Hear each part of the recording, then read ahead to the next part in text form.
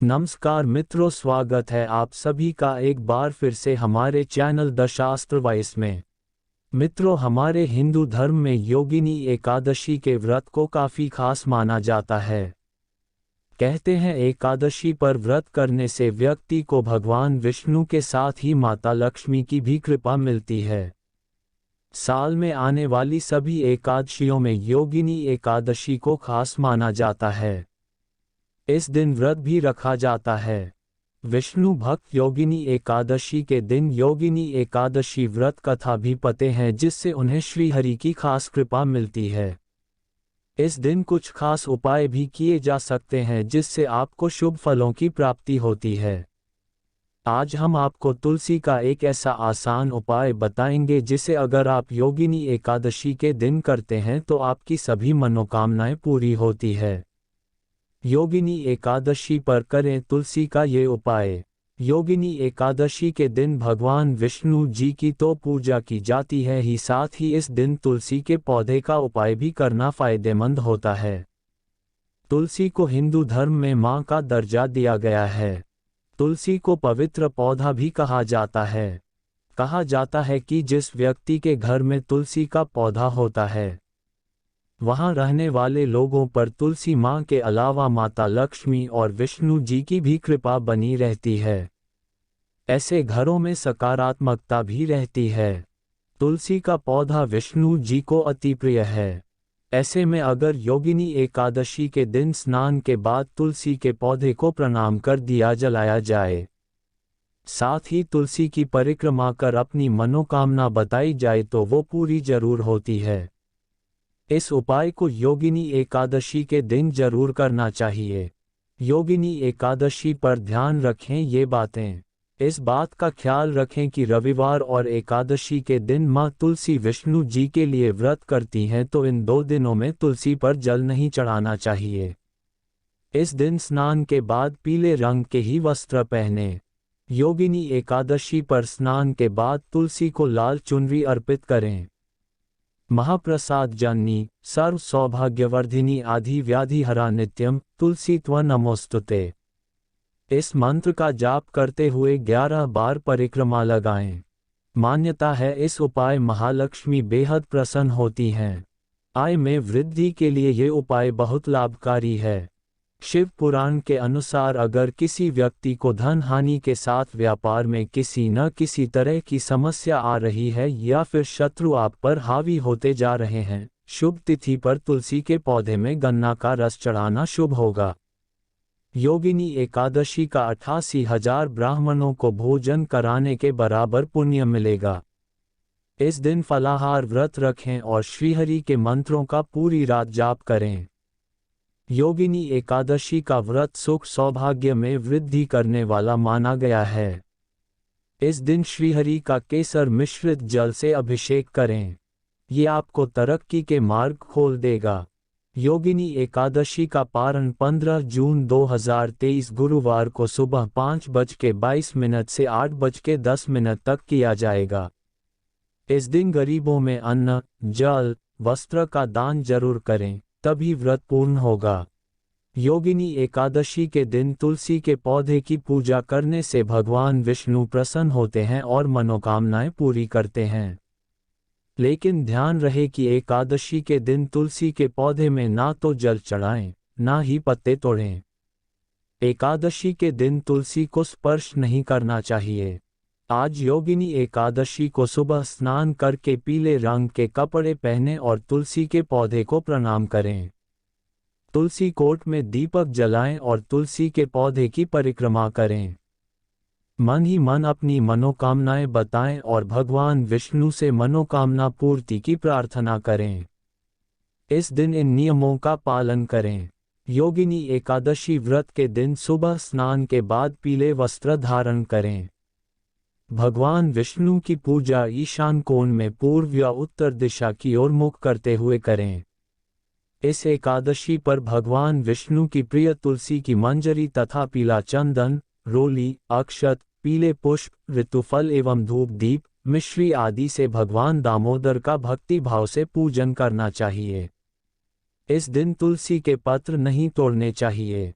शास्त्रों में ऐसा करना वर्जित बताया गया है। योगिनी एकादशी सभी पापों का हरण करके सब सुख देने वाली है। इस दिन गीता पाठ, विष्णु सहस्त्रनाम का पाठ व ओम नमो भगवते वासुदेवाय का जप करने से प्राणी पाप मुक्त कर्ज मुक्त होकर विष्णु जी की कृपा पाता है। रात्रि के समय भगवान नारायण की प्रसन्नता के लिए नृत्य, भजन, कीर्तन और स्तुति के द्वारा जागरण करना चाहिए। जागरण करने वाले को जिस फल की प्राप्ति होती है वह हजारों वर्ष तपस्या करने से भी नहीं मिलता। योगिनी एकादशी व्रत की सिद्धि के लिए भगवान विष्णु के समक्ष घी का अखंड दीपक जलाएं एवं दीपदान करना शुभ माना गया है। भगवान विष्णु को प्रसन्न करने के लिए इस दिन आसमान के नीचे सायंकाल घरों, मंदिरों, पीपल के वृक्षों तथा तुलसी के पौधों के पास दीप प्रज्वलित करने चाहिए। यदि संभव हो तो पवित्र नदियों में भी दीप दान करना चाहिए। यह एकादशी ग्रीष्म ऋतु में पड़ने के कारण इस दिन गर्मी से राहत देने वाली ठंडी वस्तुओं का दान करना चाहिए। इस दिन दूध, दही, फल, शरबत व वस्त्रदान आदि का दान करना बहुत ही लाभकारी माना गया है। इस दिन योगिनी एकादशी की कथा पढ़ने या सुनने से श्री नारायण की कृपा बनी रहती है। द्वादशी के दिन सूर्योदय के बाद विधिपूर्वक ब्राह्मण को भोजन करवाकर एवं दक्षिणा देकर तत्पश्चात अन्न व जल ग्रहण करें। भगवान श्री कृष्ण को गाय अत्यंत प्रिय है। इस दिन गायों को चारा खिलाने और उनकी देखभाल करने से भगवान श्री कृष्ण व अन्य सभी देवी देवताओं का आशीर्वाद मिलता है। पापों से मुक्ति पाने के लिए कई बार जाने अनजाने कई तरह के पाप कर बैठते हैं। ऐसे में एकादशी के दिन पशु पक्षियों की सेवा करने के साथ उन्हें पानी और अन्न खिलाएं। इसके साथ ही जरूरतमंद और गरीब लोगों को अन्न, जल, वस्त्र और दक्षिणा आदि का दान करें। इन उपायों को करने से हर तरह के पापों से मुक्ति मिलने के साथ ग्रह दोष से भी निजात मिल सकती है। करें इस मंत्र का जाप। जीवन में एक परेशानी समाप्त नहीं होती है कि उससे पहले दूसरी खड़ी हो जाती है, तो ऐसे में योगिनी एकादशी के दिन इस मंत्र का जाप करना लाभकारी सिद्ध हो सकता है। योगिनी एकादशी के दिन तुलसी की माला से भगवान विष्णु से संबंधित मंत्र ओम नमो भगवते वासुदेवाय नमः मंत्र का जाप करें। इसके साथ ही भगवान को भोग लगाने के साथ तुलसी की कुछ पत्तियां अवश्य अर्पित करें। जलाएं दीपक। शास्त्रों के अनुसार एकादशी की शाम को तुलसी के पौधे के समक्ष घी का दीपक जलाना शुभ माना जाता है। इसके साथ ही 11 परिक्रमा कर लें। मान्यता है कि ऐसा करने से व्यक्ति को हर तरह के पापों से मुक्ति मिल जाती है और मां लक्ष्मी के साथ भगवान विष्णु अति प्रसन्न होते हैं। आरोग्यता का आशीर्वाद पाने के लिए करें यह कार्य। योगिनी एकादशी के दिन शालिग्राम भगवान की पूजा अवश्य करें। सबसे पहले भगवान शालिग्राम को पंचामृत से स्नान कराएं और 108 तुलसी के पत्ते अर्पित करें। ऐसा करते समय ओम नमो भगवते वासुदेवाय नमः मंत्र का जाप निरंतर करते रहें।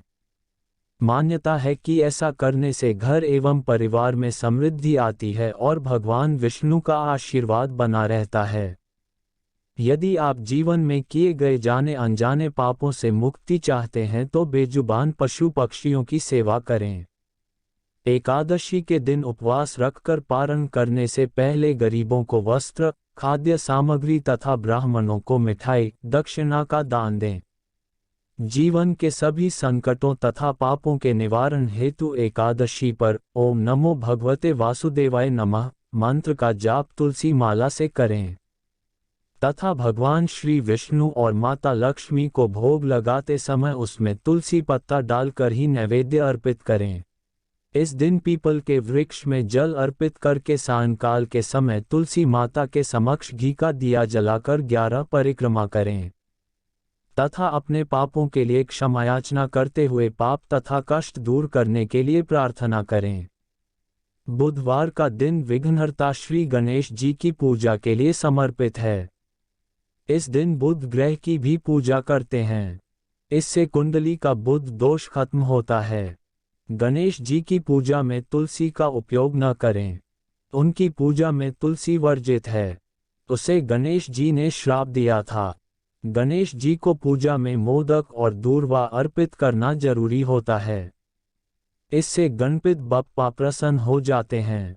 आज के दिन गणेश जी को मूंग के लड्डू का भोग लगाने से भी बुध दोष में लाभ होता है।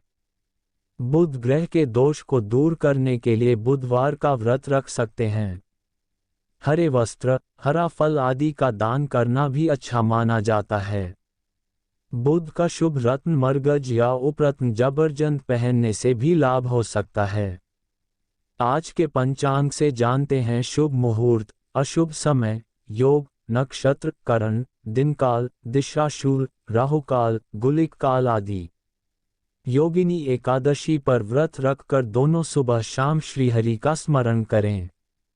इस दिन गजेंद्र मोक्ष का पाठ करने से पितरों का संतुष्टि मिलती है और व्यक्ति के पाप धुल जाते हैं। पूर्वजों के आशीर्वाद से वंश में वृद्धि होती है। योगिनी एकादशी पर पीपल का पौधा लगाना बहुत माना गया है। इससे नौकरी में आ रही अड़चनें खत्म होती है और धन आगमन होता है।